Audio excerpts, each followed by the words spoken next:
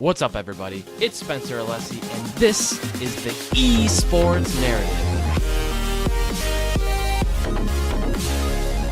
What's up, everybody? Real quick, before we get in this episode, just wanted to wish you a very Merry Christmas. This episode is going to be dropping on Christmas Day, so if you're listening to me ranting and raving and having a guest on Christmas Day, first of all, appreciate it. Appreciate your listenership, your audience-ship. I appreciate you following and supporting the show and being a diehard listener. Just super appreciate it. Super appreciate you. Hope you're having a fantastic Christmas. Hope you're having a fantastic time with your friends and family and the ones you love. If you're traveling, travel safe. Again, Merry Christmas. Thank you so much for listening. And here's the show.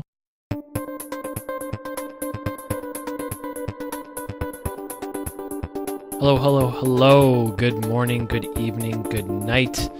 Welcome to episode 42 of the Esports Narrative. I am your host, Spencer Alessi, and this is the podcast that's all about the exploration of competitive video gaming and the passionate communities that make it so exciting. Tonight's guest is an actual friend of mine. His name is Joel Hinman. He is at HINNEY827 at Hinny827 on Twitter. You can find him at the same on Twitch. It's twitch.tv/HINNEY827. He's a World of Warcraft player, a Mythic Raider.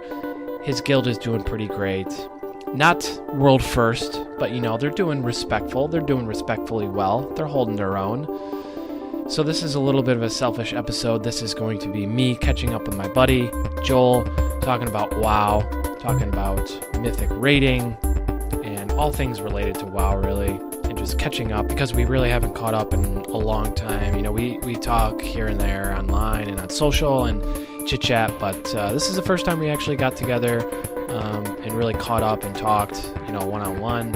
So it was really nice to catch up with an old friend and talk about a video game that we both love. And also in this episode, we talk a little bit about the race to be world first in the Mythic and Taurus raid tier. And I'm recording this little intro on the 19th of December. And by this time, there's already been at least 5 guilds that have cleared 11 out of 11 Mythic, method being the world first. So congratulations to them. Super awesome to see. And I just heard today that Limit had also cleared it just recently. It was either today or yesterday, 11 out of 11, and they're the first US guild to clear 11 out of 11 Mythic. So congratulations to them. Super awesome. Hopefully we'll have enough interest in the World of Warcraft scene that we can maybe have one of those guests on from one of those guilds and talk about the race to world first. I think that would be really interesting. But again, this is me talking with my buddy Joel. Hope you guys enjoy the show, and I will see you next time. I think the Mythic dungeon races are gonna hopefully maybe breathe new life into WoW, and so I wanted to get your take on it. Is you've been doing a lot of Mythic raiding, and I've been somewhat out of touch with the game because I haven't been playing in a while, but I've played in every expansion and stuff. But yeah, it's one of those games, It's like you get on the grind and you play for a while, and then I know you stop. It's rough. It's rough. So what's been up, man? Tell me what's been up with you. I feel like we've talked here and there, wishing each other well and stuff like that. But what's been up since Oswego days? Oh boy. That was almost 10 years ago at this point. Don't you feel old? I do. You saying that is wow, almost 10 years ago. Holy crap. Well, because last year my high school reunion was working on their our 10-year thing. Yeah. And that alone made me feel pretty old. Do you go to your high school reunions? I was going to, but we apparently there weren't enough people that showed interest, so they kind of canceled what we were planning on doing. So yeah, we ended up not doing anything. It's super awkward because I've never been to a high school reunion. Yeah, we only started at 10. As far as I know, we didn't have a 5-year reunion. So yeah. But maybe they did, and I just didn't know about it. So. Or they didn't tell you. Yeah. We don't need to bring Joel along. He sucks. So what'd you do? What'd you do after Oswego? What'd you get into? After Oswego, I just stopped school for a little while, and I worked and started like cooking, and went back to school for computer programming, and that didn't go over well. Uh, and then just continuing to work at the place that I'm actually still working there, What trying to about find something what about new now. music? You were super. You played a lot of guitar and you were into Yep. music a lot. Did you do anything? Were you in a band or anything like that? No. I mean, I like in high school I had a little, not even really a band. We just kind of had like a Just to they had, jam together. yeah, they had this thing called Respect Day, and people can do basically whatever they want. Right, right. Sign up for a little block of time, and I got a few guys together and we played some like Led Zeppelin stuff. Nice. And that's kind of the extent of all I've done in music other than what I was doing at Oswego. Yeah. Um, but it kind of stunk because like what the stuff that like ended up driving me out of school at Oswego kind of turned me off of continuing to study music, because like I was doing guitar stuff there, and they only had like the one guitar teacher, and he was really trying to drill me into like jazz stuff, which I just really didn't like. Yeah. And there's like nothing else that he would really like. Not that he wouldn't allow me, like I could learn stuff on my own time, but every little drill that I did was some jazz thing, and it Do you just feel like like didn't really. do you feel like that's all he knew, or just like he was so like amped up about jazz himself, like he just wanted to push that on somebody? No, it's definitely not all he knew. Like he's a very good musician and guitarist, but it just like I don't know, that was just kind of his curriculum or something. But Yeah. and also I guess like he might have just been kind of like, if you know jazz, you can do pretty much anything, because jazz is like I I don't know, that just about kind of jazz almost encompasses everything. Like if you know all the intricacies Yeah. that you need to know to be able to play jazz, then you'll be able to do a lot of other stuff You as well. you still Maybe. play now? Yeah, I'm not in like a band or anything, but Do you ever play on Twitch or anything like that? no, but I do my YouTube channel. I have a handful of videos up. Nice. Nice. I'll have to check them out. But yeah, it's actually it's the same as my Twitch handle. So Sweet. Sweet. So yeah. now, dude, Which of course we can plug later if that's going on the podcast. So yeah, definitely. We'll make sure we link everything up, dude. Absolutely. I wanted to ask you, so it's been like 10 years, right? Almost since the Oswego days, right? So WoW came out in 2004, 10 years ago. That was 2007-ish. Yep. So what I'm trying to think, was it Cataclysm that was out? Burning Crusade. Burning Crusade? Yeah. So it's Burning Crusade. I was definitely raiding Burning Crusade while I was in Oswego. Yeah, dude, Burning Crusade. I remember Sunwell. Yep. Oh my God, Sunwell. Dude, I know. Sunwell was rough, man. What? Tell me your Sunwell experience. I got to hear the Sunwell experiences if you remember anything. Oh man, we killed Brutalis like the day before 3.0 came out, which was like the pre-patch to Wrath of the Lich King. So have you always been in Warpath? Was that like your home? No, that was my Warpath. Way back in vanilla, Warpath was like a top 10 world guild, and there was Warpath, there was Saga, there was Blood Legion. Let me see, all these guilds on Illidan, and Warpath and Saga were Alliance, Blood Legion was Horde. There's a ton of other guilds that, like, if I saw their names, I would recognize them as being like some of the top guilds, but I can't think of any others off the top of my head. But leveling up, I didn't start the game until I think I got into the game in like 2006 or so. And yeah, 2006. And I remember specifically being my first character was a Night Elf Hunter. Because I just like I thought the pet thing was really cool. Dude, do you know that? Do you know that my first character was a dwarf, a female dwarf hunter? Yep, I remember that. Yeah, dude. Aratho was my name. Yes. But I just remember seeing like going through like Duskwood and stuff and like leveling up. I'm like, I'm level like 18, level 20, somewhere around there. And I just see people in Warpath and Saga in like tier 3, like running around. I'm like, wow, those guys are awesome. And so I, that was always kind of like a goal of mine, I guess, to play in Warpath. Yeah. So then your first, what's that? So your first character you rolled was a hunter. When did you go paladin? I went paladin and Burning Crusade. Okay. Because I just started kind of getting sick of hunter, because like Beast Mastery was what you played, and there was like they had like the one button macro. Where it was like it would cast steady shot, and it would whatever the macro was, it would just make it so it didn't clip your auto shots and everything, and like you literally just sat there and just spammed the one button. Dude, do you remember when hunters had ammo? Yep. You remember you had a you remember having a quiver, and you had like a max amount, and it would be like super cool when you got a quiver that held more arrows. Yes. Oh man.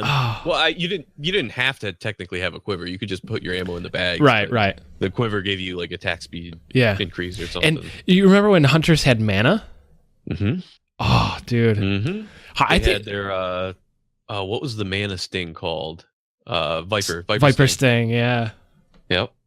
Dude. And when you could feign death and it would drop you out of combat, and you could start drinking in combat and get your mana back. Dude, hunters were legit the best class, and then they went through so many changes, and now it's like it's crazy. Yeah, I liked hunters a lot. Like I played my hunter through Wrath, I think, Wrath of the Lich King, I was leveling her up in Wrath of the Lich King, and I ended up just getting so sick of her that I deleted her. Yeah, Wrath. I played my hunter a little bit in Wrath. I got to max and did some light content. I don't want to say I did too much stuff, but in Wrath, hunters seemed really awkward. Yep. But I mean, I had been playing my paladin so much that I just like, I didn't really feel like playing anything else. But... I saw you on Warrior the other night. Yep. Yeah, that's my like kind of my main alt. I think Warriors are doing melee right now in this patch. Melee's a lot of fun. I've always been like, as soon as I started playing melee instead of playing my hunter, I was like, I should never have played a hunter. Melee is my thing. Yeah, I'm big into the WoW arenas, and this past BlizzCon and pretty much the last few months of WoW arenas has been like dominated by melee cleaves and like Windwalker, DK, Warrior, Death Knight. Ridiculous. Yeah, just it's been so melee heavy. I've never been that huge into PvP. Like I will do PvP, and but it's only if my friends want to play with me, I'll PvP with them. But otherwise, I never really seek it out. Yeah, it's weird for me because I started when I started playing WoW, it was the 40-man Molten Core raid, and like I think I don't know if I have it somewhere, but I have I recorded a video, it was a screen capture of us fighting. I forget the boss, and maybe it was Ragnaros or it was the Corehound boss. I forget his name, but I played this song. It was the Push It to the Limit song. I feel like if you could think of it in your head, push it to the limit. Yeah. And we were going. We downed the boss to that song. Like I was playing it over. At that time, it was probably what's the not Speakeasy. Roger Wilco or something like that. It was back in the day. I don't even know. I don't remember. I don't know if a recording program or it was a voice program. Yeah, it was like voice chat. Was it like Ventrilo? Maybe it was Ventrilo, but I think we definitely use Ventrilo. Yeah, Ventrilo's been around for a while. Yeah, I think it was Ventrilo when that was the first thing that I really started using. I don't know if there was one. TeamSpeak was a thing. Yeah, there's one called Roger Wilco. I never used that. I never heard of that. That's old school. I gotta look it up. Okay, so Roger Wilco is circa 1999. Wow. So Wow. 1999, Roger Wilco. But anyways, yeah, I was playing that song over voice comms, and everyone was loving it. We were like jamming, and we downed the boss to that song. It was like insane. So you did Sunwell. That was a Burning Crusade era. Yeah. And then I remember I think I started on Skull Crusher, and the guild that I remember is Immortality, and they were like world renowned or world famous at the time because they were the first guild in the world to get the Thunder Fury. I don't know if you remember the freaking Thunder Fury and the Warglaives came after that, but the Ragnaros, Rag, and Atiesh. Yeah, freaking the Thunder Fury was sick when they were the first guild in the world to get it, and they were Alliance on my server, and I remember the guy running around with it. I was like, oh, that's so sick. You know, like when legendaries were like rare. Yeah. I remember the first time I saw a legendary I was in a Warsong Gulch, and I saw a Tauren warrior running around with the Hand of Ragnaros. Yeah, it was just the coolest thing. Do you think that like they lost some of that luster of like having because you could it had the cool weapon effect in and of itself, but like you could enchant it to make it look different too with different stuff. I feel like there's so many legendaries now. I feel like it almost has lost its like nostalgia or its luster. I don't know if you've been playing Mythic more and you've actually been getting the armor and weapons and stuff, so you could say better than I could, but. Yeah, I mean, it's definitely legendaries are definitely not what they used to be. And I mean, even after like Burning Crusade, when the Warglaives were the legendaries, I can't even what was in Wrath of the Lich King had the healing mace, the Valonir out of Ulduar. Yep. And then the Shadow Morn, the two-handed axe from what's it called, from Icecrown. Right. And even those were so much less, not really impressive, but they just didn't have the same, like you said, like they didn't have that luster to them. Yeah, and they were so hard to get back then. Like to get those, like when you saw someone walking around, you're like, wow, they were farming and grinding for a long time to get that. Yeah, and it definitely the ones in Classic were definitely harder to get because it was a very rare chance that you would get like a piece of the weapon to drop, and then you had to go like craft all this stuff and do this crazy quest and all this crap. But then the Warglaives were just like they would literally just drop off the boss. Yeah. And then same thing in like in Ulduar, you just like every time you killed bosses, you would just like fragments of the mace would drop, and then once you got enough of them, you just like put it together. Yeah. And then Shadowborn did have an interesting quest behind it. Like that wasn't like a very easy thing to do, but and then after that they got what was even after Wrath? Did that go into was that Cataclysm after that? Cataclysm, right? Cataclysm, and then Mists of Pandaria. Yeah, and Cataclysm is when the Cataclysm had the legendary staff, like the caster staff, and the legendary rogue daggers, I think, which was ridiculous because they made legendaries that like only rogues could use the daggers. Yeah, which is just so dumb. And like that, like people got them, but they weren't like there was no like I don't even know what the name of them are. Like that's how little importance they are. Yeah, I know. Compared to like the other legendaries, and the same thing with the staff. I couldn't tell you what the name of the staff is. But I know it was out of like Firelands. So what's your favorite raid tier in like any expansion? Like do you have a favorite that you just you miss raiding or like you love it? I mean, the Black Temple was like kind of my first real like hardcore raid guild was going into Black Temple. Yeah. And I mean just like killing Illidan was just so epic in the lore. Yeah.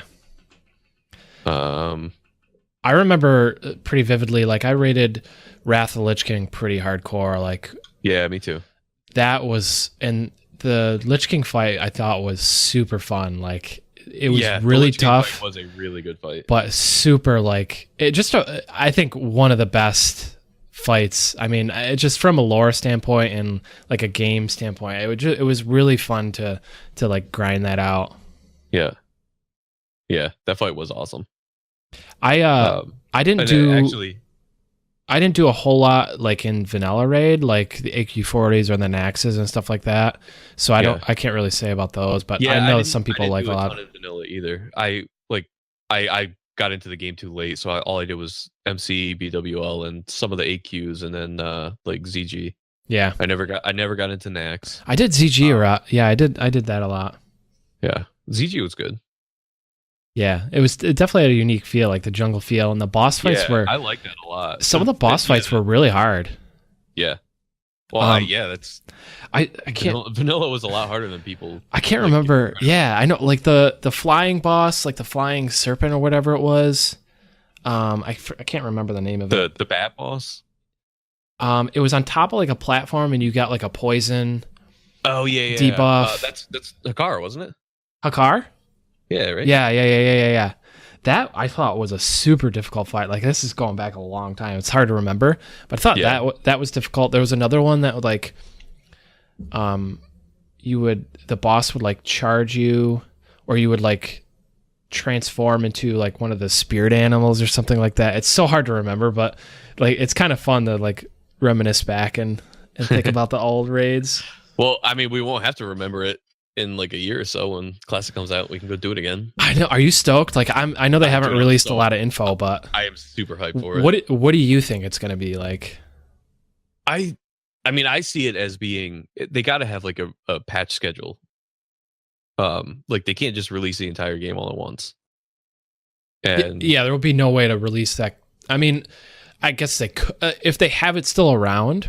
Like, I mean, hypothetically, let's say they have honestly, my laptop might have all the old patch data on it. Like, yeah, that's what I'm saying. Like, they obviously didn't delete it, right? Like, they're not going to go and delete Molten Core. But let's say they have it, they can do some engineering to put it on separate servers somewhere, and then they just have the whole game. But you're right. I think it makes sense to.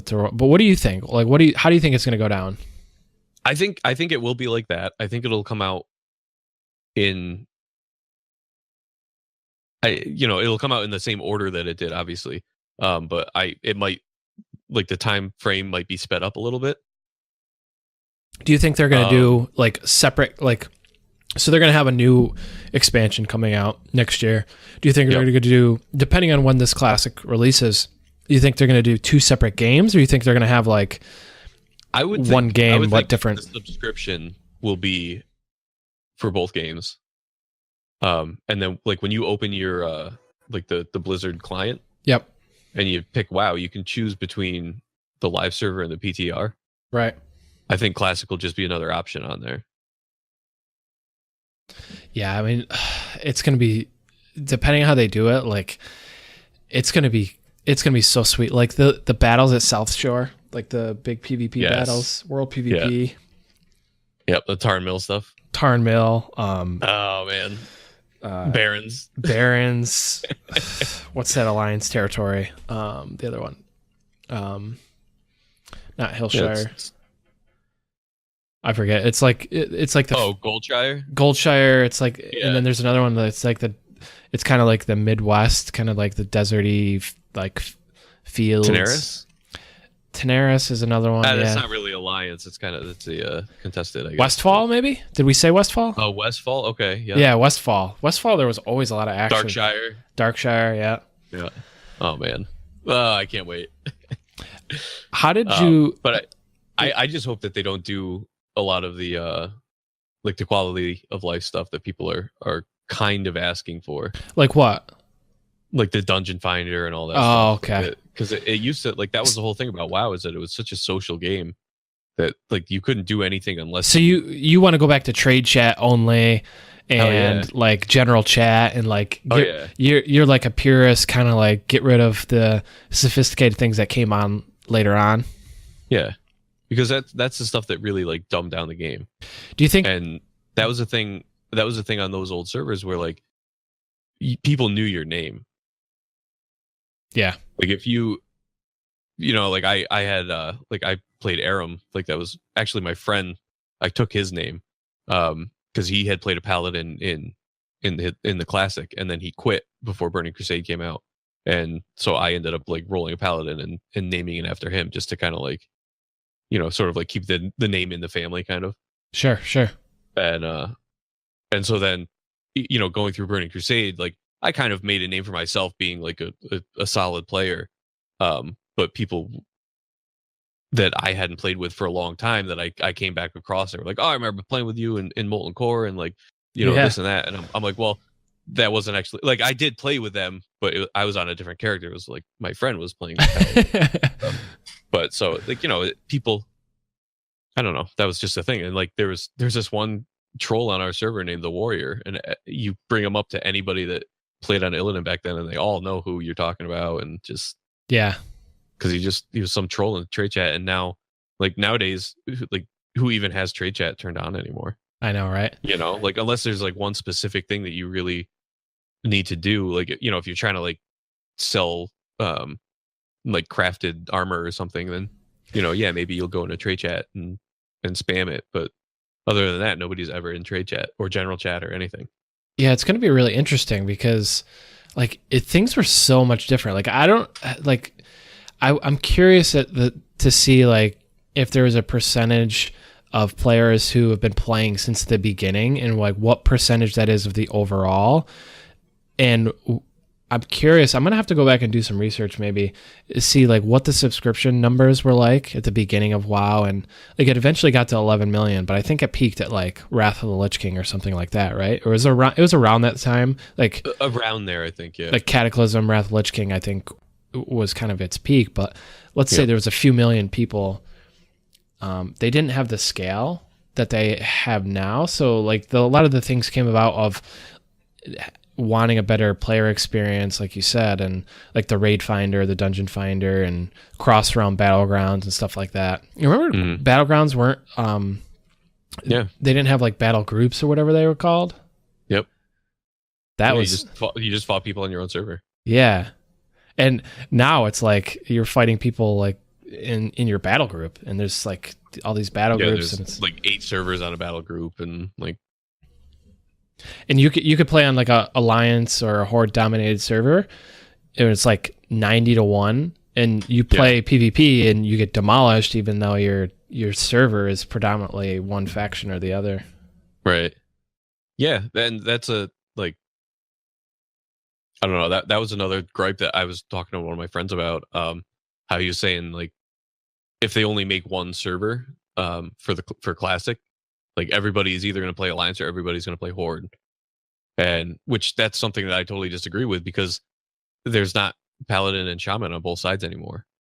That's a good point. I mean, in classic there was no alliance shamans, right? And there were no horde paladins. I didn't remember that. Yeah, and that's a huge and bloodlust. Huge. No, there's no bloodlust in classic. That came out in Burning Crusade.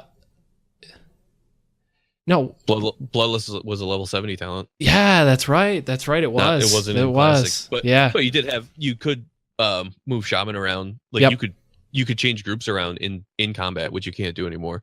And so you could put shaman in groups to like throw Wind Fury totems down. Dude, WoW was so much better. Like I generally feel like the WoW players that rated hardcore back in the day are better than the players that are rating now. Like you just mentioned something that was super unique to WoW that like most people outside of the raiders don't even know. Yeah, like that's something that no one has probably ever done. Yeah. Like nowadays, like you don't move people around in groups. Right. You set the groups at the beginning of the fight, or, at the beginning of the raid. And then, maybe depending on the fight, if you need half the raid to go here and half the raid to go there, then you switch some people around. But remember when there were no raid markers? Just ignore it. Yeah. You had to mark stuff like with like traps, like hunter traps. Yeah. Yep. And you couldn't mark people either for the longest time. Yeah. And then they finally did put those like, actually I don't know if you could mark players, but you could definitely mark like enemy mobs. Yeah. Yeah, because I remember. I don't know if you could mark your raid group, but you could definitely like. I remember for what is it, Gar, right in Molten Core. Yep. The rock elemental that had the like 5 ads around him. Yep. I remember being able to mark them, but I don't ever remember like being able to like mark a tank and be like, you know, stack on the tank or anything like that, which actually wasn't really even something that you did in vanilla anyway, because you didn't want to get parried and have the parry. What was it? The parry thrash. They called it. When the boss parried an attack, he would instantly attack again. So if you attack from the front, like you could really screw your tank over. How has it changed? Like, how has raiding changed from the beginning when you started, from what you remember to now? Honestly, like,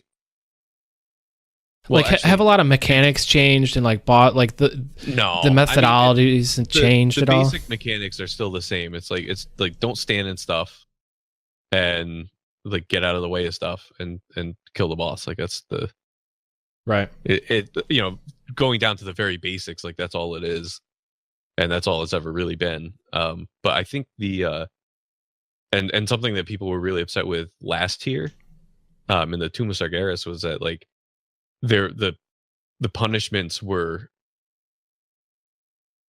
just like hyper punishing. So like you stand in fire and like instantly die. No, you stand in fire and you instantly wipe the whole group. Right. Like that was like, and then everyone's in comms going like, what the? Yeah, like if you screwed up one mechanic, if one person screwed up for like a half a second, the raid is dead and you gotta start over. And that's a like, I feel like that's kind of one of the things that like people had been complaining about raids being too easy. And so I wonder if Blizzard was just like, all right, here you go. Like have fun with a really difficult raid. I feel and then people complain about that. Like, yeah, and I feel like that was different from vanilla and like classic. Yeah. Because you had a 40-man raid, and like most of that stuff was pretty individual. Because like if you lost a tank or an off tank, yeah, I mean it was a wipe. In classic, like you lose a tank and off tank. I mean, in any raid tier, I guess. Unless you had a few druids, you could battle res. But. Right. But like in I'm thinking of like Molten Core in the early raids of like SSC, where they're like SSC was like crowd control heavy, right? Like there were so many ads, and if you lost an off tank, it was like you might as well have wiped. Whereas now, like how much are there a lot of ads nowadays? Like with the recent raid tiers, is there like a lot of ads you got to tank, and is there a lot of off tanking, or is it more, single tank or like 2 tank kind of setups? Generally, it's pretty much every fight is a 2 tank setup now. Yeah. But some of them you can bring like 3 tanks to, and just to make the tank swap mechanics easier. But there's not a whole lot where like one tank just holds a boss and then the other tank rounds up a bunch of ads. And it's generally the tanks are pretty much always on top of each other, or very close to each other. And if ads do spawn, they just kind of like get grouped on the boss, and you just cleave them down. You know what I found really difficult? There was a fight in SSC. I forget who it was, but it would like turn everybody against you. This is a mechanic they've used quite a bit in different raid tiers. They used it in was it Wrath with the vampiric bite? Yeah. Like you would have to DPS down the mirrors or whatever they were before the tick or the poison tick or whatever it was, and it would turn you against, eventually like enrage you. But in SSC there was a boss that would turn you against yourself, and you had to like DPS down like the mirror image of yourself. And it was a time where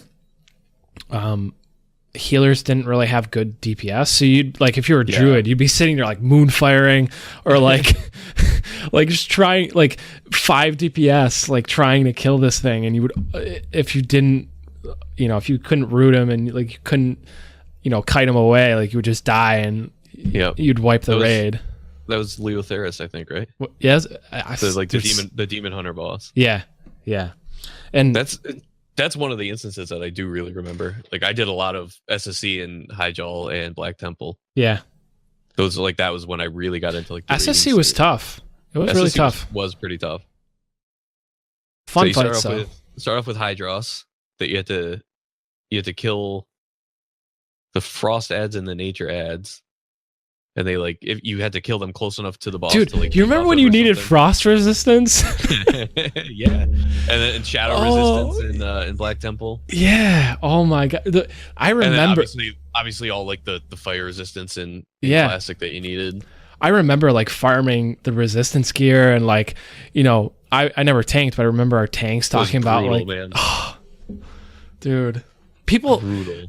The raiders nowadays don't know how good they got it. Like you just get your gear and you freaking log in, you join the group and you know, drink your potions, eat your food, and like pew pew. Yep. And you can buy all the materials for your potions from a NPC vendor. Yeah. That you get. They have like the Bloods of Sargeras now that you can spend at a vendor, and you can just buy all the mats for your. Yeah, you didn't have to actually farm stuff. Yeah, you didn't have to run around for 4 hours in the afternoon to like get enough materials for like 2 flasks. Like in some ways, it's made it more accessible, I guess, to raid, especially the high tier. Yep. Which I'm not totally against that. Like having more people in the raiding scene is definitely better. Do you think it like does it diminish like the semi-hardcore, the hardcore between it to like the people who just want to get into it a little bit and do like raid finder or do some more organized group, you know, raids in a group? Does it obviously it helps with accessibility, but does it, like you said earlier, does it dumb it down at all? Like, does it make it less enjoyable for you? If I do have to do anything in those lower difficulties, yeah, it makes it worse for me. Because generally, like, I'm the kind of player that I'll go watch videos on YouTube from people who are doing stuff on the PTR and like they're learning the boss fights and they're telling you all the mechanics and everything. So I go into the raid knowing everything about the place. And like I very rarely screw up anymore. Like, which, you know, not really to like pat myself on the back here, but like yeah. I'm a solid player. I do all my homework. Like I learn all the stuff about the fights and everything. And then, you know, you go into like the LFR. And you know, this is after a while. Like I generally like I don't ever do LFR unless like I have some stupid quest that I got like after we already did our raid that week. And it's like, oh, kill this one boss. I'm like, all right, I'll go in LFR and I'll just kill the boss because for some stupid reason that still gives you credit for it. So I'll go into LFR and you know this stuff will have been out for like months and people still have no idea what they're doing. But I guess no one's going to complain that they have to farm less, right? Like, how much farming is there? How much farming are you doing right now? Like, you're in Mythic. You guys you're doing well, 311. You raid 3 nights a week, right? So how much farming are you doing to, like, keep up with what you got to do? And tell me your alts, too. Like, do you have to keep a number of alts? Like, how's that looking for you? We don't have, like, mandatory alts. And they actually, the way that they changed... the way that they changed the raid lockouts, you just don't really have to have alts anymore. You can do the same raid multiple times on the same character, but you are just locked out from loot. Okay. So you can go help other people like kill the boss or whatever. Right. But as far as farming goes, like there's you know about like the artifact weapons and the artifact power and everything. Yep. I got a 110 warrior that I leveled up the very, very beginning and got a little bit of gear and stuff, and then I stopped playing for a little while. Yeah. As of right now, like the minimum level of your artifact weapon, I guess, to like unlock everything is 75. So which was like that was kind of the requirement was that you got to be artifact level, at least level 75 by the time the mythic raid opens, which is a week after the normal and heroic raid opens. Yep. And which I did very easily. Was that a grind? Yeah. Grinding artifact power is basically the only grind that you have to do anymore. And you just like grinding out quests and doing your class hall, like the missions in the class hall. There's, you know, quests on the map that reward however much artifact power it. And you do like, you know, you have your daily heroic dungeon, which gives artifact power. and and maybe some gold and some other stuff depending on like because that's the whole thing with like they have their incentives to queue for a random heroic where they'll put like the extra like loot box if like not a lot of tanks are queuing, then just to incentivize you to queue for a tank, they'll put like the extra loot box on there that you can get, extra gold or extra artifact power, whatever it is. Yeah. And I mean, I do try to keep at least like one or two alts, like kind of like at a playable level. Like they're not quite as high as my paladin. But my warrior is, I think, artifact level like 72.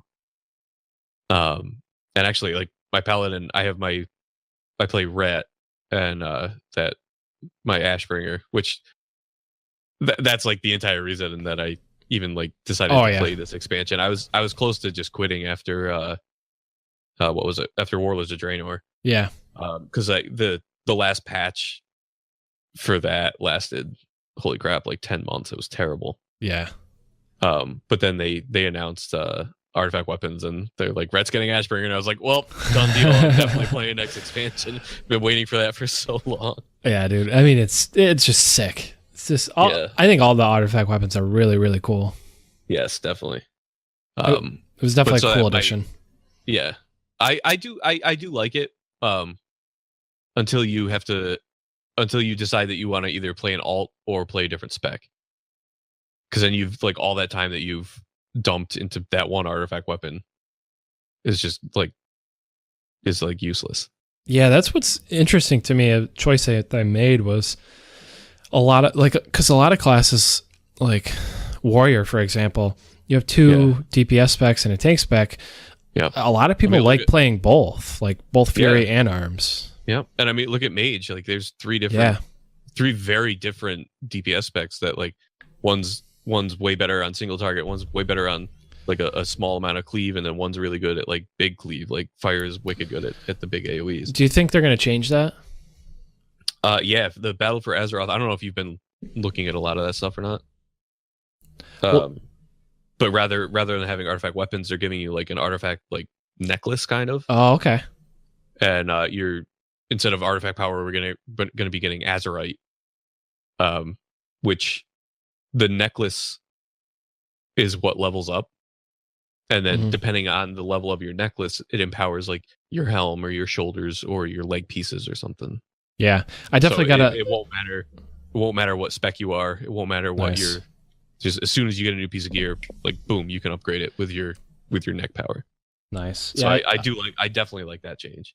That's gonna be really nice, and I definitely got to brush up on that. I actually just renewed my subscription, and I want to get at least another character up and ready for the next expansion, because talking about all this raiding and like looking at it and stuff, it just makes me have the itch to raid again. So I definitely gotta. I definitely want to get on that bandwagon and get back into it, because I've raided on a lot of different characters, and I think Druid was probably one of my favorites. Like I played healer for a while, and then I played Boomkin. Boomkin was super fun. I played Boomkin in Wrath of the Lich King, and it was like Boomkin's actually really strong right now too. Yeah, Boomkin. So is Resto. Yeah, I remember Wrath of the Lich King just like popping Starfall and like popping cooldowns, just like blowing stuff up, and Boomkin is super fun. So good.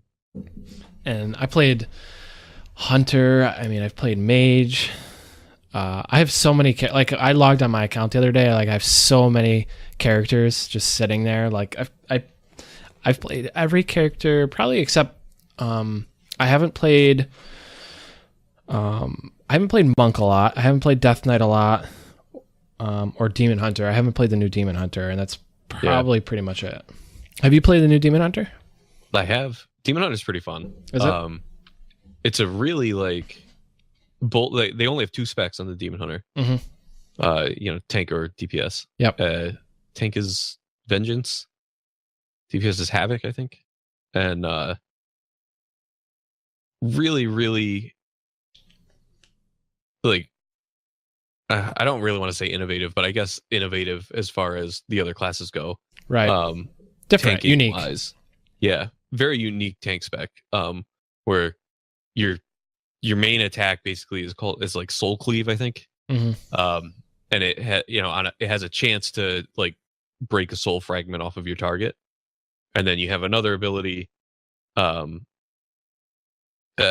don't know. I have not tanked on him in a long time. But there's another ability that when you hit your target with it, it just sucks all the soul fragments into you, and then you're healed based off of how many you absorb. Otherwise, you can just walk over them on the ground to heal yourself. Like you pick them up and heal yourself. Right. So I think that's really cool. And their DPS spec Havoc is just like it's a I don't know. There's a couple different ways to play it depending on like what legendaries you have. But it's a very like volatile build, I guess. It's really high like DPS, right? Like high pressure. Yeah, a lot of like upfront loaded DPS. Like their big cooldown. I think it has like a 5-minute base cooldown, right? And then you have like talents and stuff that reduce it down to like maybe like 3 minutes, depending on the traits in your artifact weapon and everything. Yeah, there was a team that the Metamorphosis where you like the big Illidan demon form, and it lasts forever. It's like I think it's like a 35-40 second buff, and you just do like massive damage with it. It's definitely a fun spec to play. I like there was a team at BlizzCon that played Double Demon Hunter, I think it was, in one of the arena games, and it's super cool when they like fly up in the air. I forget what the ability is called, but they fly up in the air, and they're like they can use it as like kind of a defensive cooldown. Yeah, they'll just like fly up in the air and they'll it's hover there and they'll float down. It's kind of like that phase on Illidan where he jumps up and like shoots the eye beams on the ground. Yeah.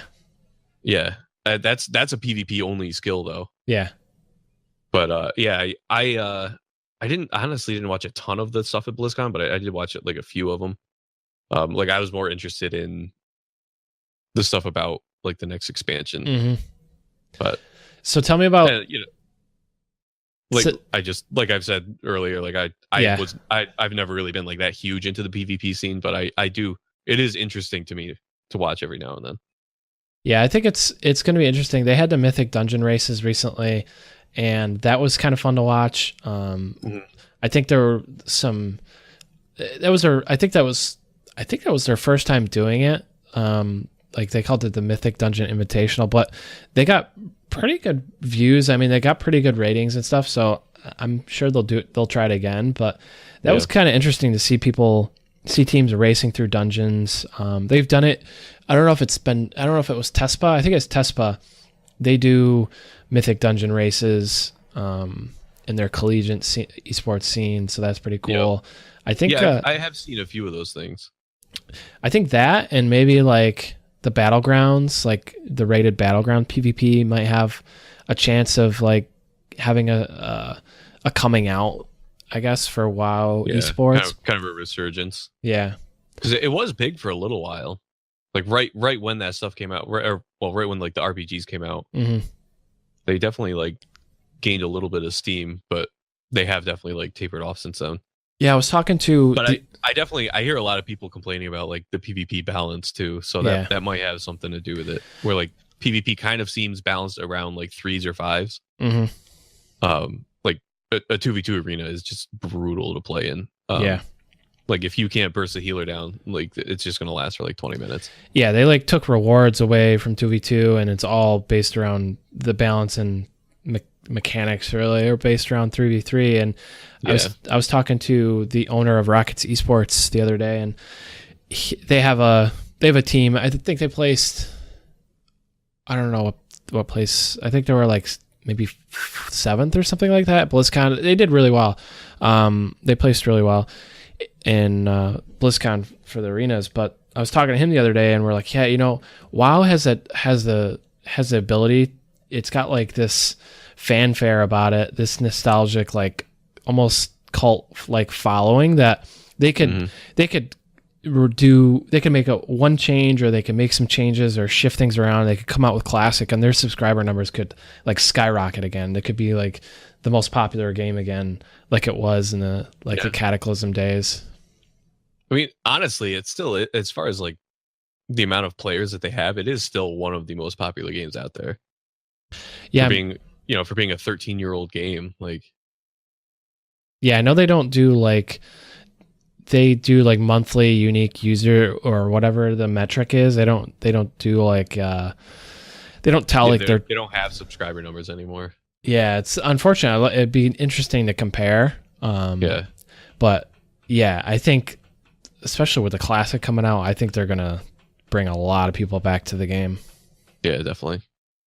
Well, I mean, you look at some of the classic servers, like the private servers that came out, and they had like tens of thousands of unique players at any given time playing on those servers. Yeah, those were really popular. Have you ever tried the private servers? I did for a little while, but it was that I got into it maybe a couple months before Blizzard started like kind of taking notice of them. Yeah, and like I had hit 60, and I had like just started like doing all my attunements and everything, and all the stuff with Blizzard was coming out, and it's basically just kind of came down to like, I don't want to waste my time on this anymore because it's about to get shut down. Sure. Like I was having a lot of fun playing it, and I was playing Ret Paladin. Thank you very much. Nice. Nobody wanted me to, but I did it. So, yeah. And it's like, yeah, some classes were not really competitive, but you didn't really need every single person in the raid to be competitive. Yeah. Because like we were saying earlier, like, you could have a handful of people screw up, and those like 40-man raids, you could really carry it with like 20, 25 people. Yeah. And you know what else? What? You know what else I miss?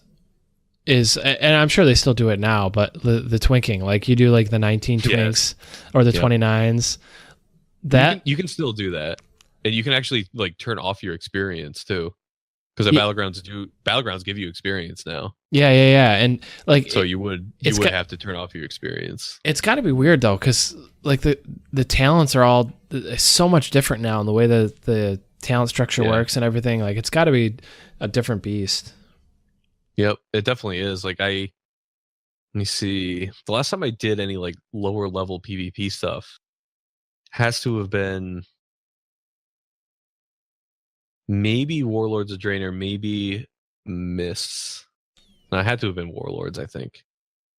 Like leveling up something new, and I just decided I want to do like a handful of battlegrounds. Yeah. And it even in like the 30s, you get like literally get one shot by like a hunter. Yeah. I think just aim shots you and crit. Yeah. I think it was either 19 or 29, but I played a horde I played an undead warrior. His name was Sharp Tank. And like I remember farming out like the best in slot weapons. They were like axes or something like that at the time, and like I remember grinding out the gear and playing, like getting all the chance and like just like decking the character out and playing in the, I think it was level 19. Level 19. Yeah, you probably got like Smite's Reaver. I think so, something like that. The two one-handed axes from Deadmines. Yeah. Yeah, I remember those being really good. They had the Defias Rapier too. Yeah. They were swords though. I don't know the let me see. But at that point you wouldn't have any like weapon specializations or anything. Yeah. The balance, remember when you had to level up your weapon skills? I do remember. Like you had to sit there and hammer an elk. That makes sense though if you think about it. It does make sense. Like if you can't just like walk around through the world and be like, oh, like I've been using this mace for like my whole life. Here's a sword. Like I have no idea how to like properly swing the sword around. Yeah, and your hit cap. Yeah, it makes sense. Oh, hit cap.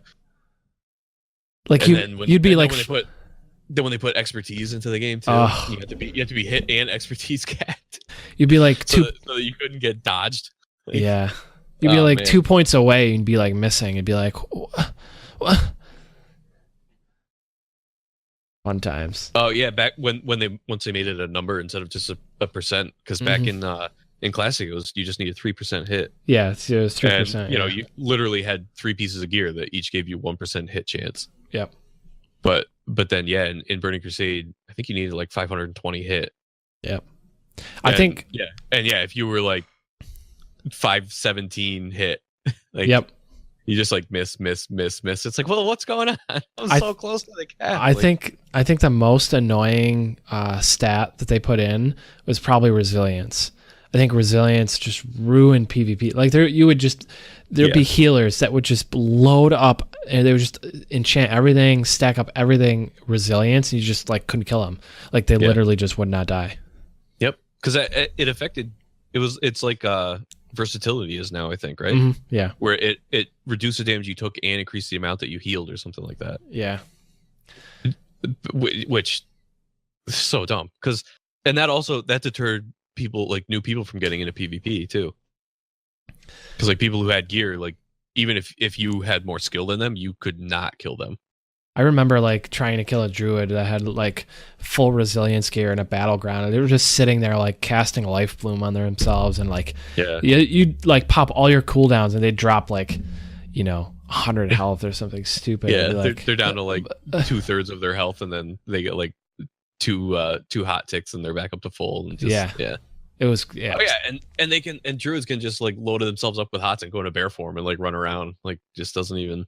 Resto druid will always be overpowered. I feel like it's just because of the heals over time. I mean, it's just insane. And like you said, you pop bear form and frenzy regen. You turn to focus them and they just go bear, and now they can blink away. Warrior, like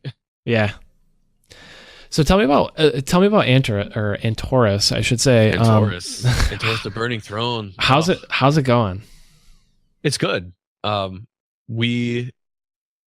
It came out 2 weeks ago now, I think. So 2 weeks, yeah. What day it came out? Something like that. We raid Tuesday, Wednesday, Thursday. The night it came out, we cleared normal, and then went. I think we did 9 of 11 heroic. In our we extended the hours a little bit, like just because we were rolling through it pretty good, so we just kept going. Yeah. And then that was Tuesday night, and then Wednesday night we went in and killed Agrimar and Argus. Mm-hmm. And so our raid week was done within an hour into our second raid night. Nice. And so that we went over to alts and cleared it on normal again, and then I think we did like a couple bosses on heroic. But there were like bugs in the Argus fight. Oh really? Which stopped him from casting like this one like pretty devastating ability in his final phase. So the next week, I think we still cleared heroic in one night. But it took all night to clear heroic rather than like it being a very, very quick clear like we thought it would have been. Yeah. Because they did change, or I guess remove those bugs, and also I think they just kind of overall buffed the raid a little bit. Yeah. Because it seems people were blowing through it. Yeah, I mean they got there's guilds that are 10 and 11. And it's like been like you said, like 2 weeks. Yeah. I think I looked earlier today, and there were, I believe, 15 guilds at 10. Mm-hmm. Which is a lot, because if you look back at Tumas Sargeras, it took like almost a month for the top guild to kill Jaden. Yeah. And like 1,200 pulls on him or something like that, like some ridiculous amount before they ended up nerfing him. Yeah, it's crazy. I like WoW Progress shows you the attempts, right? The number of attempts. I think so. If you click on the guild, and they have like the plus next to the encounter, and you can like look at their setup and everything. So who do you think is going to get world first? I mean, I would like Limit to, just because they're on Illidan. Yeah. I mean, but they're Alliance though, right? No, they're Horde. Oh, they're Horde. Yeah, dude, there's no Alliance skills on Illidan anymore. Illidan is literally at least 100 to 1 Horde to Alliance. For some reason, I thought there was some Alliance guild that was up in the top there. It must be another one that I'm. Yeah, not from Illidan. There used to be one. I used to play on Sargeras, Sargeras Alliance. And Midwinter is the big Sargeras guild. They're 31st in the world. Yeah, that the Exorcist is the number 2 guild. They're the ones that have been How do you say that? Exorcist. Exorcist? Yeah, How it's a Russian guild. Like they just I can't read Russian, but they make okay, they make so one of the big add-ons that we use. there's 18 guilds that are 10 out of 11 right now. Yeah. Yeah, And- Argus must just be a freaking nightmare, dude. And I'm looking at methods right now to see how many attempts they have. I don't think you can look at their attempts right now on Argus. Oh man. But if you let me see Agrimar, Oh, I can, yeah, because I can see the raid 'Cause it's not set up killed from their yet. first kill. But that's the thing with Agrimar is that people are bringing 3 tanks now to Agrimar. really, Because like obviously we haven't gotten there yet, so I don't know what the difference is in the mythic version of it. But there is like this one kind of tank dance that you have to do. Did you raid much in Mr. Pit area? not a lot, no. Okay, well there like I mean it doesn't have relevance really if you didn't raid then. But there's a stance that you have to do with Agrimar where he does like a big AoE hit or a big hit that hits the tank and it AoEs around him. Yep. And then like that's like a single target ability, but it does cleave. So Yeah. the tank has to obviously point him away from the raid, but then his next ability is a like a shared damage cleave. Mhm.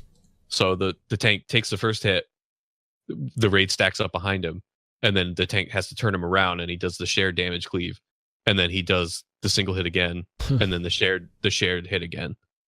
So, but after you take the first single hit, it debuffs you to that hit. So you take like 200% more damage from it or something. So if you try to take both of them, you're gonna get one shot. So the first tank takes that hit, spins him around, he cleaves the raid, and which the cleave hit knocks everybody back. So as the first tank turns him to the raid, the other tank runs behind him, and then he does the shared hit, and then that other tank taunts him, and he does a single hit, and then that tank runs through him and turns him around again, and he does a cleave hit on the raid. That's brutal. Yeah, and then thankfully the cleave hit or the shared hit like knocks everybody back because then he does this huge like pulsing AoE around him that you have to run out for. So like I haven't looked up the fight on Mythic because like we're not even close to getting there, so I don't need to know it yet. But that's it's got to be, there has to be some interaction in that mechanic that just makes it so difficult to only have 2 tanks that people are running it with 3 tanks. Yeah, I was just looking at Method. They had 2 Blood DKs and a Guardian Druid. Yep. And then looking at Method's first kill or Limit's first kill, they had 3 Blood tanks. Yeah. Is Blood Death Knight like the best? Blood Death Knight is pretty OP. Yeah. Any Prot Warriors? Not like Prot Warrior was like we have Prot Warrior as one of our main tanks. But that Exorcist had 2 Blood DKs and a Prot Warrior in their first kill. Yeah. So it's looking like we're gonna need 3 tanks, but which I wonder if I'm gonna have to spec Prot for that fight because I like my Prot weapon is at I think like 72. Nice. Which is very close, and by the time we get there, it'll be 75. So what are your predictions this week for where you're gonna get? What we're gonna get to? Yeah. I mean, we have the first 3 fights down pretty good. The high command was definitely a pain in the ass. We have Portal Keeper really close, which that's a fight we were working on last week. So I could definitely see us easily re-killing the 3 that we already have down. Portal Keeper we should get down. EONR is just a really dumb gimmicky fight that once you figure out the gimmick goes down pretty quickly. So I could definitely see us getting 5. Imonar is like the bridge boss, and that I guess that's kind of like a roadblock. So I definitely see us getting 5, and then maybe being close to 6, and then next week would be. I feel like we'd probably get a little more progress through. Awesome. Because like we're not like a hardcore guild that like we don't do all like the split runs during the heroic week or anything, which I'm sure that like I don't know if you're even familiar with that or not. You've kind of been out of the rating scene for a while. Yeah, what's that all about? Um, the way that loot works now, um, as far as like you get like tier tokens instead of like in like classic and stuff, like a single piece of gear, like a single piece of tier gear would drop. Now you get a token that's like I'm a paladin, I'm on the conqueror token. Right. So it's paladin, priest, warlock, and demon hunter. And you know, like the helm of the conqueror will drop, and depending on who like needs it or whatever, they get it, and you just like right click it and it turns into that tier Right. piece for you. So, you know, rather than like back in classic when like, you know, all your paladins had like your judgment helm or your lightbringer helm or whatever, Right. and one dropped, and then that was totally worthless. But so the way that it works now with like the really high end guilds is that they all have very, very geared and very like well playable alts. And so they'll take their main raid and, you know, they'll maybe run like 5 different raids. Right. And have 4 of their main characters in each raid. And then the rest of the raids are all filled with alts. Gotcha. And so then they just Gotcha. funnel all their gear into those 4 characters. So after 1 week of heroic, their main raid is just geared, you know, 5 times better than Right. any guild that doesn't do those split runs. Yeah, it makes sense. If you're going to like super min max and like you're going for world first, like you're going to optimize, you know. Yep. It's crazy how much some of those guilds raid. Like they raid 7 days a week, like 8 hours a day. Yeah, it's ridiculous. Or and more. Especially on and you know, any of them that are talking about like look at let me say, like you look at Limit, and they raid Sunday through Friday. They have 1 day off. And they raid 5 hours a day. Man. And you have to have 3 alts playable. That's crazy. Method, I think I was looking at them. So that's your main and 3 alts. So you need to have 4 characters to play. I just can't imagine how many hours a day that takes to keep those alts like playable. I know, man. Like, I know. Not only the grind, so you grind, you get them to a certain point, and then it's like, you know, should be relatively easy, right, to maintain them. You log in, do dailies and whatnot, and do the alt raids and stuff like that, but that's still a lot of time investment to do that. Yeah. Like they might raid, and on top of all the time that you have to spend grinding stuff, now you're also raiding, you know, 30 hours a week. Yeah, like they raid 5 hours a day. You're probably playing like 5 hours a day on top of that. Yeah. I mean, yep. I mean, it's essentially a job. Yeah, it is. And a lot of these people, like, you know, they have their sponsors and stuff, or you go on their Twitch and they have like 25,000 followers. Like, it's not like they're not making money doing it. But, sure. But yeah, I can't even imagine. If you could raid, and that was like your living, if you could raid and stream on Twitch, would that be a goal of yours?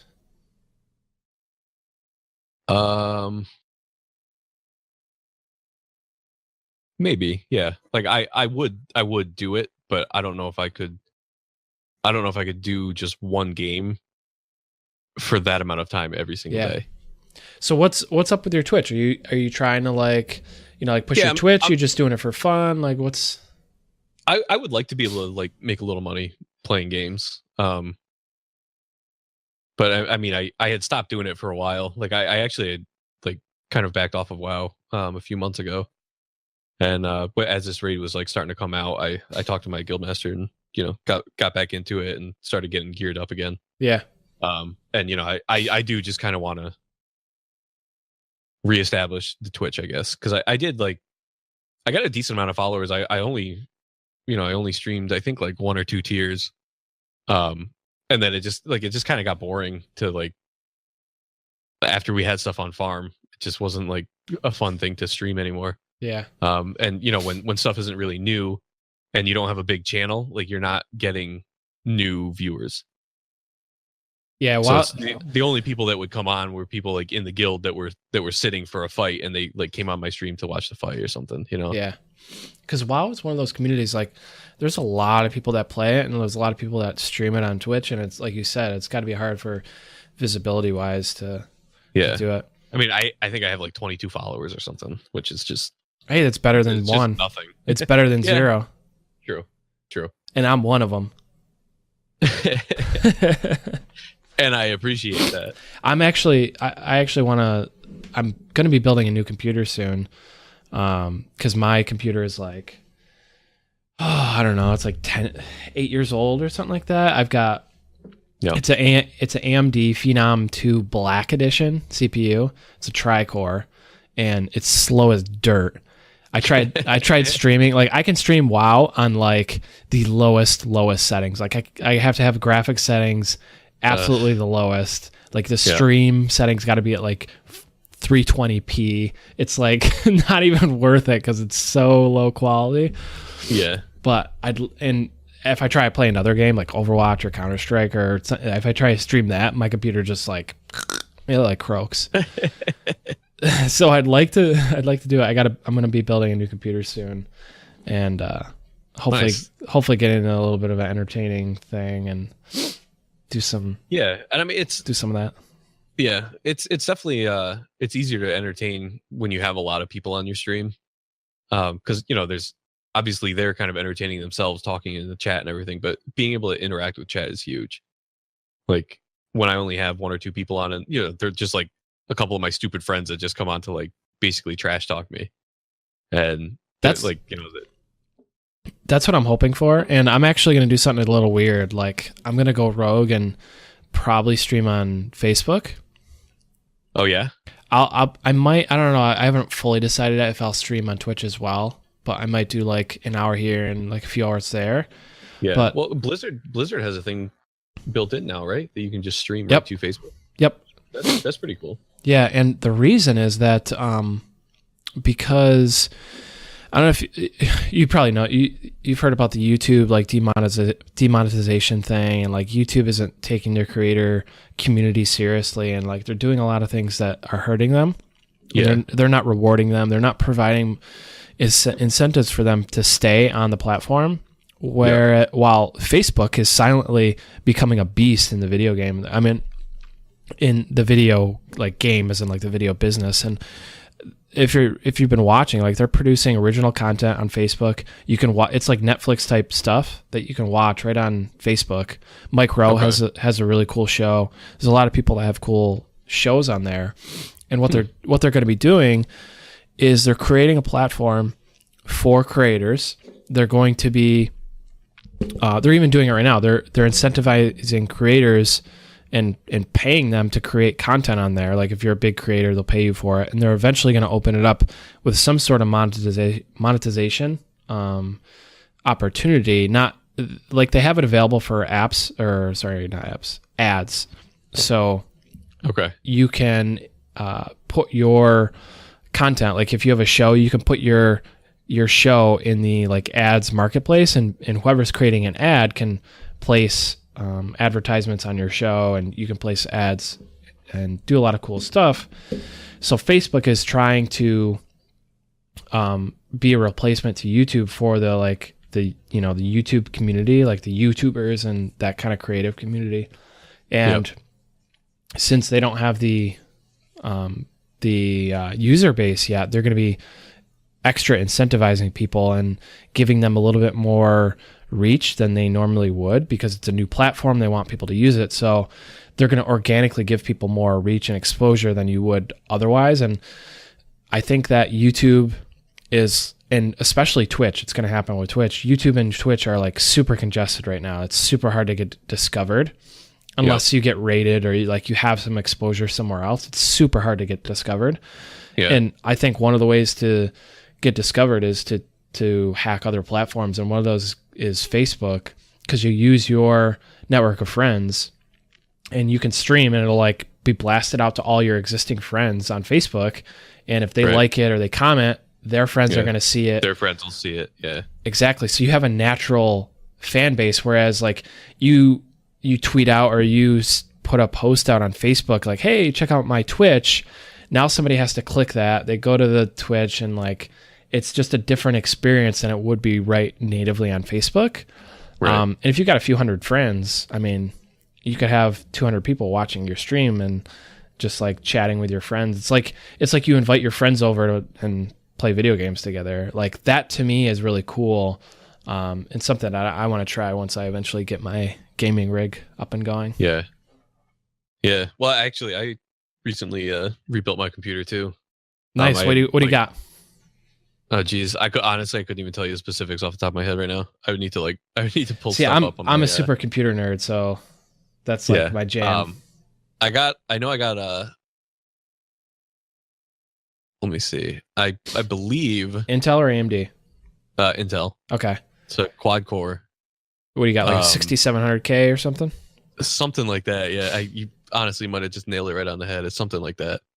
But this is the first computer that I built myself. I bought like an Asus motherboard, and making sure that it was Intel compatible. And I bought the little I bought the CPU, and I bought a bunch of RAM, and I bought like this. Actually, my previous computer I bought a video card for, but I made sure that the video card format would fit the new motherboard and everything. And yep. It turned out that like the motherboard I bought wouldn't fit in my old tower, and just like I had bought the wrong CPU. Like it just like, oh man. So I ended up like I got a solid state hard drive, which it's the first time I've had a solid state, and it's just blazingly fast compared to my old hard drive. Yeah. But I bought the tower that I bought is called like Thor. Okay. It's a gigantic tower. It's got like 15 fans in it, and it's like the sides are kind of like compartmentalized so that all of your cables go like you plug your cables in, and then they go through like a little like a rubber like one way hole into like the back of the computer. So if I open the computer up to have to like take anything out, there's just no wires exposed. Like it's absolutely beautiful. But it took me a while to get everything all set up, but it's great now. That's awesome. I'm super envious because I really need to rebuild mine, and I want to get it's the 6-core 8700K. It's the new it's the new Coffee Lake chip. And it's 8700K. It's the unlocked. That's Intel. It's like, I think you can overclock it to like 4.7 or something like that with the proper cooling and stuff. Yeah. I don't know anything about overclocking. I haven't like dived far enough into. Do you have like you have a single gaming and streaming PC, like you use all one? Yes. Nice. Yeah, I have a boatload of RAM.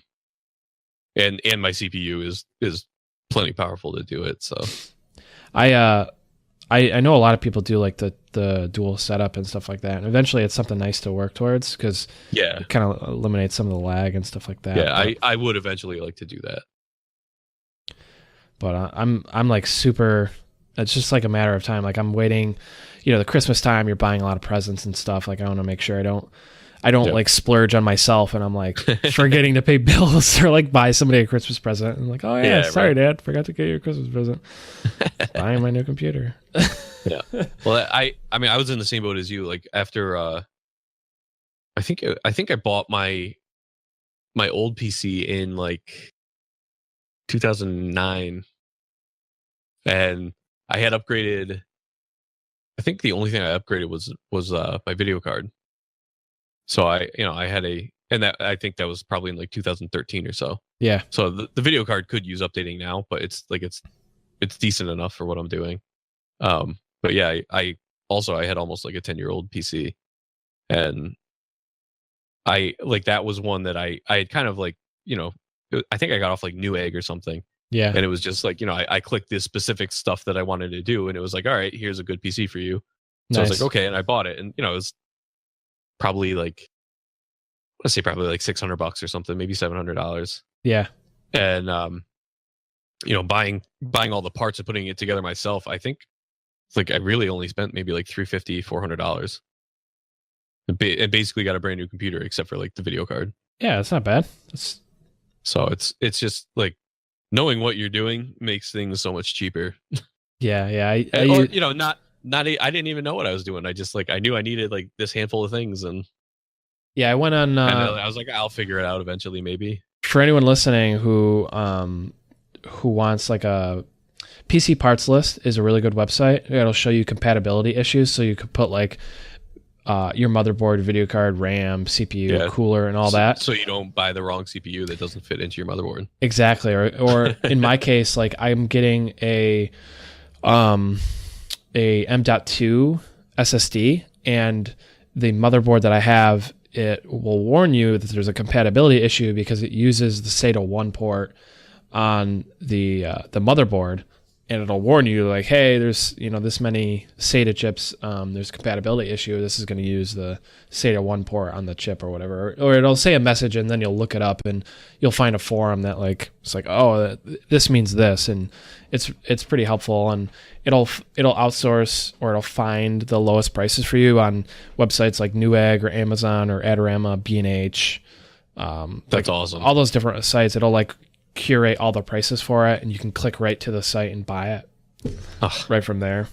That's great. Yeah, it's super cool. PC Parts List is the name of the website. Yeah, I'll definitely have to look into that whenever I manage to build a little more onto my PC.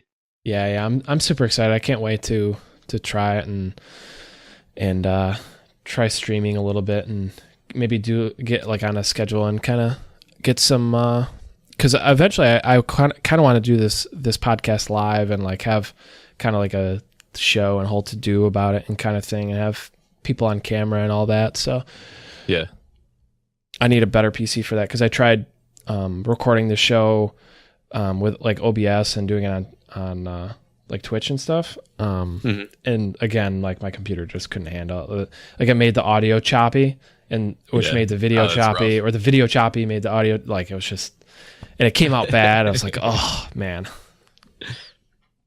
Yeah. So for everyone wondering why I don't do video, it's because my computer is garbage, and like if I had to stream and record video, like my computer just couldn't handle it. That's weird. Oh, recording and streaming at the same time though?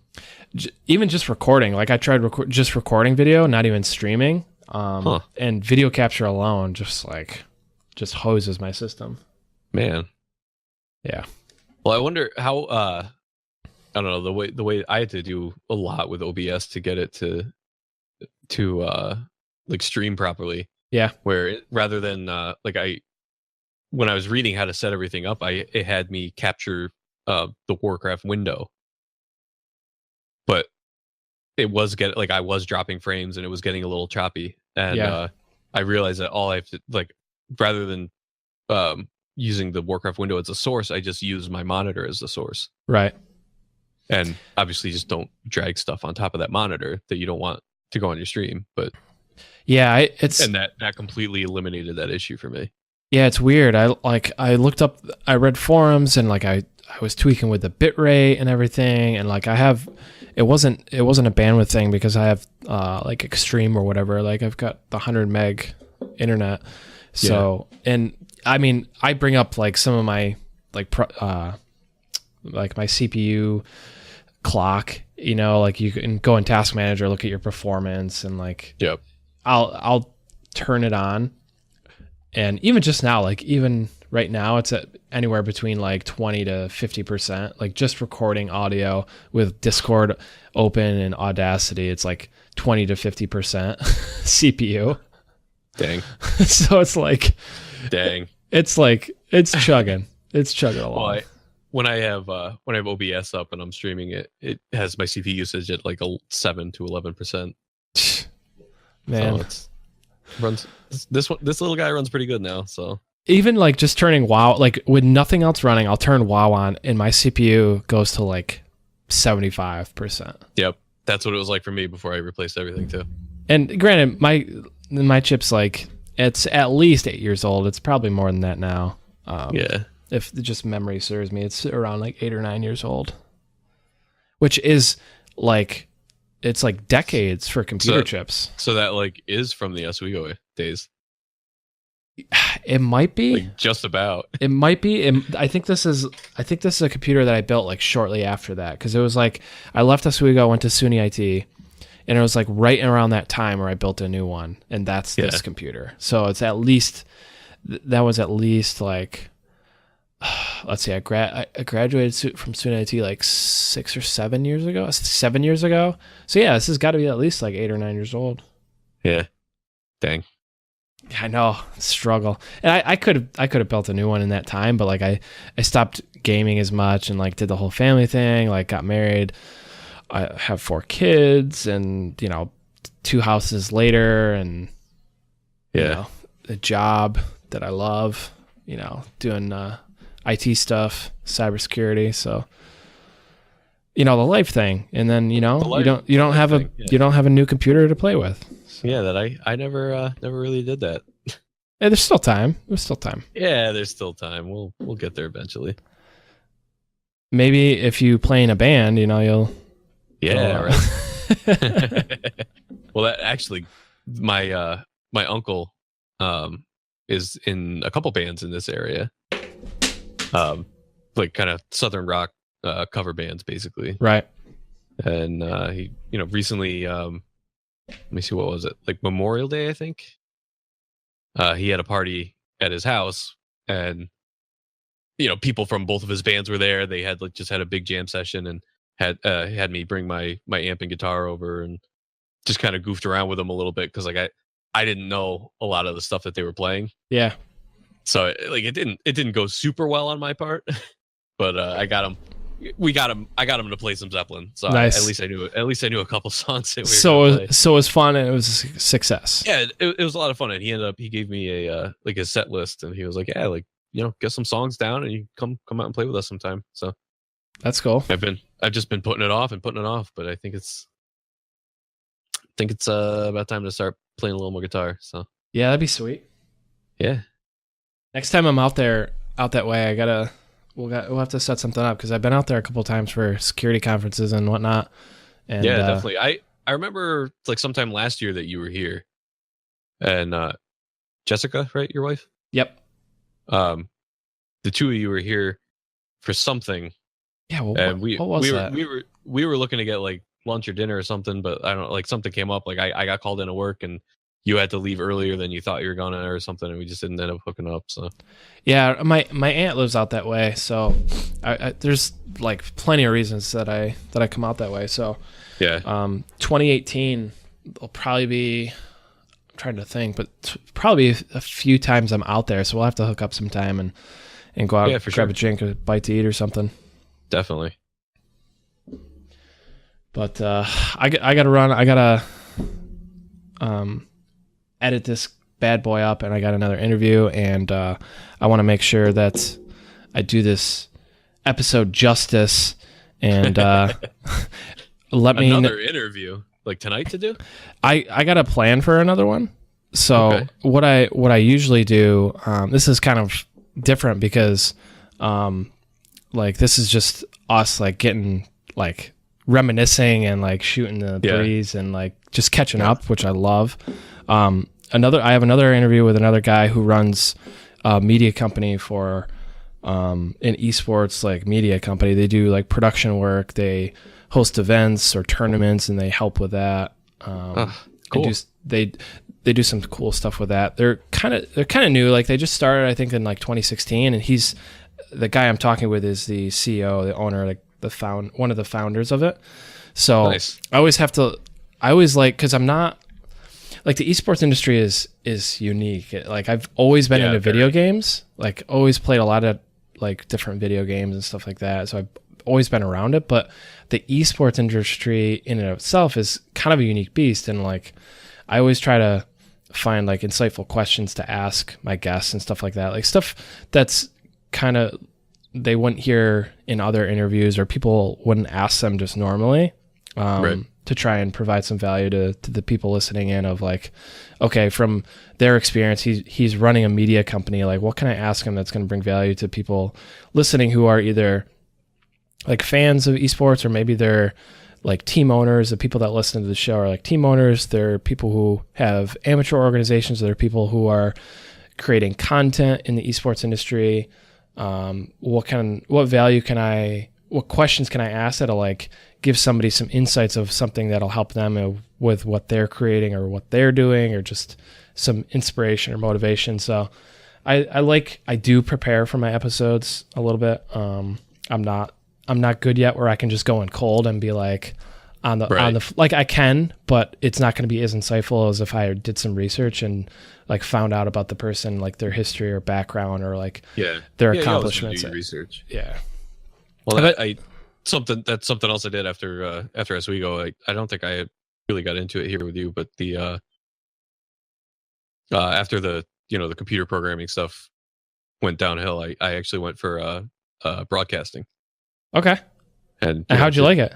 Ended up doing a lot of interview stuff. I actually liked it a lot. I originally went in looking to do like radio stuff, and kind of thinking about like having like a music show or something. But ended up being the program I did was a little more like politically driven. And as far as like they were kind of training us to be like newscasters rather than like host a radio show. Like I kind of got put into the wrong program at the school, but I liked it, so I stuck with it. Right. But rather than the political stuff, like I was thinking more along the lines of sports stuff, but with the way that the political climate has been the past few years, I've started getting a little more into politics. But it just so I'm kind of in that like that spectrum of where like I would like to do something not necessarily with news, but even doing like play-by-play stuff for like baseball or whatever. Baseball is what I know best, but I know a lot of stuff about plenty of sports, but baseball is kind of been my go-to. But recently looking into like kind of esport kind of stuff maybe. But it's super fun. Might be something good to bring up to you because now you got all these interviews with these high-ranking CEOs in the esports community. Maybe I could use you for a little platform to get into something like that. Definitely, dude. I mean, if you have any interest, let's talk more about it. And I think that would be super fun. And like doing this podcast has been fun because I get to talk to I've talked to the CEOs of some top level gaming organizations. I've talked to some VCs who've invested in those companies. And I've also talked to like the smaller guys who are like the amateur team owners or some smaller streamers and like people who I think maybe are up and comers or like kind of, on the tipping point, or they're going to break out, or, it's a matter of time before they, become bigger. So it's a lot of fun to do this. It's a lot of fun to talk to people and meet people. And the reason I did is because I wanted to get more into the industry. And the best way that I knew how is rather than work for someone else and report to someone else right now, where I'm still getting my feet wet and figuring out if this is something long-term that I like and it's viable for me. Like just do my own thing and DM and email people and be like, hey, you want to come talk for a half hour about esports? And the results have been surprising. Like the guests that I have on have been pretty awesome to see, like based on like what they're doing and how busy they are and the time that they make to come on the show has been super cool. And I've learned a lot about the industry and like learned a lot about myself and what I want to do and the content that I want to create and stuff. So it's been a lot of fun. So if you have any interest at all, let's talk about it more. And I think it'll be super fun. Yeah, definitely. Because every show needs a co-host. Ooh, yeah, that's true. For sure. Yeah, and I'm very glad to hear that it's kind of exploding there for you a little bit. So yeah, I mean, I started out doing an episode a day. That was my original goal, was to do one episode every day, 5 days a week. And I started out the first week doing that. So I did 5 episodes a week, or I did it for 2 weeks actually. I did 5 episodes a week, one every day. And I had like 10 episodes bankrolled. So I did every day for 2 weeks, I think it was. And then I was like, man, I could have That's a kept lot up of with work. it. I could have kept up with it with the pace and like getting guests on and stuff like that. What got me was that I wanted more time for promotions stuff. So like I was creating an episode and then releasing it, creating an episode, releasing it. I didn't have a lot of time to create like little sub content that I wanted to create, like little highlight videos or Gotcha. little caption posts or, quotes and stuff like that to kind of promote it and push the content on different platforms. So I dropped down to one episode a week so I could produce more content around it, and do other things Okay. like almost kind of do your episode on Monday and then do little things related to it leading up to the release on Friday or something. Yeah, and like just stuff that people don't even realize I'm doing. Like I'm answering questions on Quora to like build up my clout and my knowledge and my my legitimacy or like validity of like knowing kind of the topics that are being talked about. Like no one is talking about this stuff on Quora, but there's so many questions. There's so much stuff on Quora that people are asking that no one's answering. I don't even know what Quora is. It's like it's essentially like, you remember Ask Jeeves? Yeah. It's like Ask Jeeves. It's like, it's just a website of questions and people answering them. Okay. Like that's all it is. It's like Wikipedia, but like question and answer. Gotcha. So it's like for esports, it's like, how much money do professional esports athletes make? And it's like people answer the question. And then you can like upvote it, downvote it. You can comment, and so I've in like one day of answering like a handful of questions, I became one of the top like authors or whatever in the esports category on Quora. Oh, nice. But it's like that just goes to show like how low the competition is. Like, yeah. So, but it's fun. It's fun. I love it. It's really cool.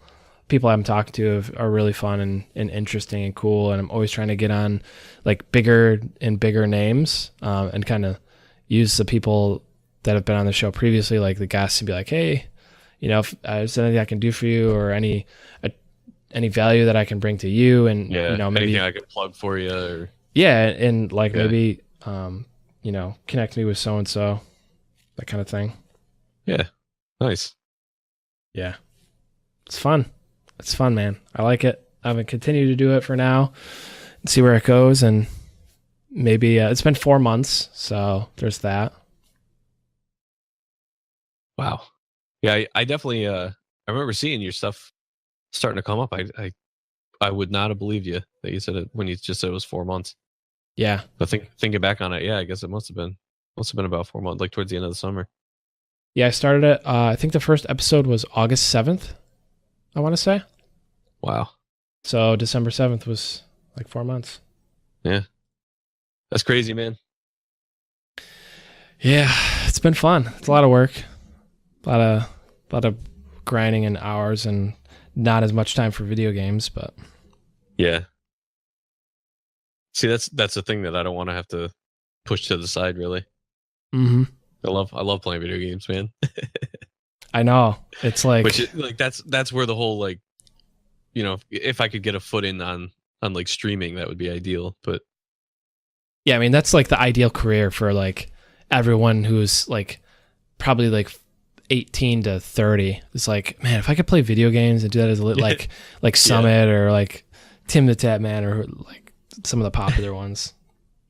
Dr. Disrespect. I mean, the guy's that's just genius. Like his persona. Well, one of my favorite. Do you know Preacher? Yeah, he's a WoW streamer. He's one of my favorite guys to watch. Yeah. There's Asmongold. I don't know if you know him. Mm-hmm.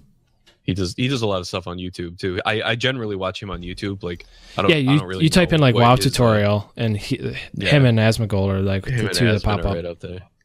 Yep. Yeah, because that Preacher's in England, so he streams at like 3:00, like 3 a.m. our time. So I don't really get to watch his stream, but I like watch it. I watch everything he puts out on Facebook. He's got some really good content, or not on Facebook, on YouTube. But he like he's getting hit with the money ban hammer. Yeah, and honestly, like there's not a lot of people from video gaming going over to Facebook. Like there should be way more people taking it seriously. Like you can what's called a Facebook Watch show. So what I'm going to do is I'm going to have a page. It's going to be like, Spencer's stream or whatever, or like my personal page, and I'm going to stream there. And then I'm going to create a Facebook Watch show, which is going to be like either the VODs or like highlight videos or like mantras from my stream, and then I'll promote those. And then you can create other shows. Like it might be like, if I play WoW a lot, it might be like the biggest wipes of the week or something like that, and that might be a show. And the whole show is like the worst wipes in WoW of the week. And that's like one show, and like you just create little micro content. A ton of those videos. Yeah, it's micro content that feeds to your your larger like stream or whatever, and you can have all the streaming plugins. Like you can have like a tip jar linked in your live stream, and like pretty much everything you would on Twitch. It's all there. Like with Streamer Labs, you can have a link to your donate, whatever. Yep, I have Streamlabs. The only thing I don't think they have yet is with Facebook is like, you can subscribe to the channel or whatever. Yeah. They don't have that on Facebook? I don't think they have that on Facebook. Okay. I haven't done full research yet, but from what I can gather from the people that are doing it is like they have a link to like their tip jar on Streamer Labs, and then they have like a Patreon, and maybe they have merch or like something like that, but they don't have like a sub button. Okay. Well, that's not too bad though. But Facebook, all they really have to do is follow you on Facebook, and then they're sub to you. Yeah, and following you at least, not, maybe not necessarily paying you every month like on Twitch, like a sub on Twitch, but yeah, and you better believe like if this is something that Facebook thinks is going to be an opportunity, they're definitely going to integrate something. Yeah, because Facebook is a behemoth. Like if there's any and well, I mean they have their their live video notifications and everything. So which pretty much is always up unless you specifically turn it off. So yeah, and in Twitch's defense, like they're Amazon, like they were bought by Amazon a few years ago for almost $1 billion. So I mean, Amazon and Facebook are two, like when you think of two internet companies that are like ruling the world, those are two that are like 1 and 2 on your list, Facebook and Amazon. So and Google. Google. But like I think Google's kind of like the undisputed number 1, and then you have like the like the top 3, Facebook, Amazon, and Google, like ruling the internet right now. But like as far as this and I can, YouTube has their streaming thing. You can stream video games on YouTube Gaming, so they have that. But yeah, I think Facebook's going to be a good place to start building an audience on. Yeah, hopefully, I'll have to start looking into it too. Yeah, check it out. I got to do more research myself, but I'm all about like kind of going against the grain and doing things a little differently. So that's what I like. But I'll probably eventually when I stream, I'll probably have a little bit on Twitch just for the exposure, of like just being on there. Yeah, you might as well. Yeah, because I don't think it's a platform you can ignore. Like if you're really trying, like you definitely can't ignore it. But you probably can spend a little bit of time to look at other platforms too. Yep. All right. Well, I've talked your ear off enough. I was just gonna say I had you on here for this has been like almost 2 hours coming up on, huh? Yeah, I know. 1 minute 40 and 47 seconds, according to my Audacity thing. Okay. Yeah.